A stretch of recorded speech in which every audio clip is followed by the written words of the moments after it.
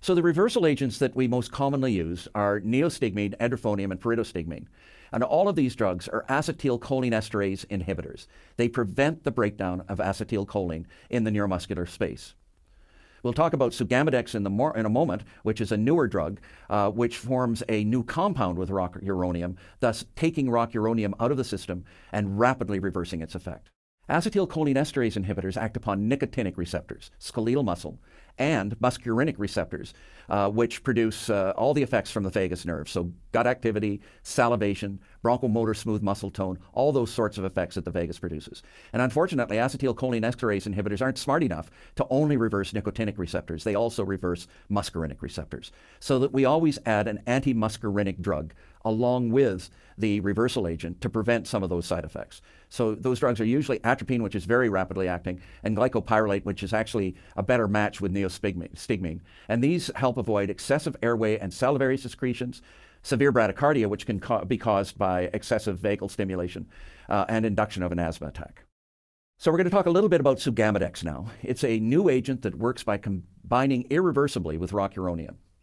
It has a very rapid onset, and it can be given at any time rocuronium has been given.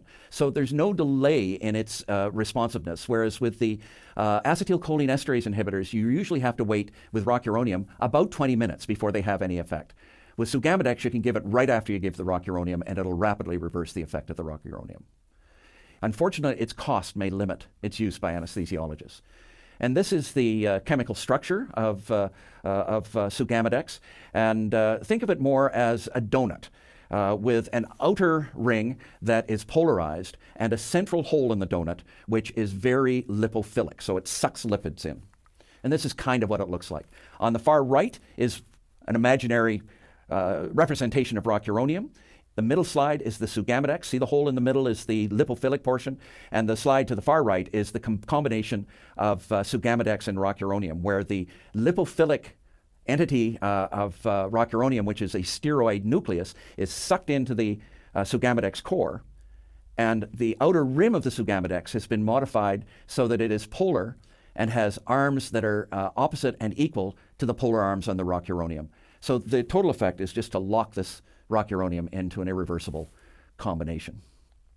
So it's an irreversible combination, as I mentioned. Very rapid onset, around a minute. Whereas neostigmine, as I mentioned, the peak effect of neostigmine, even in somebody who can be reversed, is around 8 minutes, and it takes as long as 18 minutes to actually reverse the effect of rocuronium. Sugammadex has no effect on muscarinic receptors. It appears to have a very clean side effect profile. It'll reverse even very large doses of rocuronium in about 75 seconds or less. So let's just review this presentation. We talked about vapors. We talked about induction drugs. We talked about gaseous nitrous oxide. We talked about muscle relaxants and reversal agents. And we ultimately talked about sugammadex and its effect on relaxation of rocuronium, but only rocuronium. As you can see from this presentation, there are many drugs in anesthesiology, and they are complex. And they often interact in ways that are unexpected and can cause, side effects that are unpleasant and have to be dealt with and anticipated. So one of the duties of an anesthesiologist is to use these drugs in a safe fashion with full knowledge of how they work, in those cases where we really know how they work, and what to expect in terms of side effects, and to do the best in his or her ability to reduce those side effects.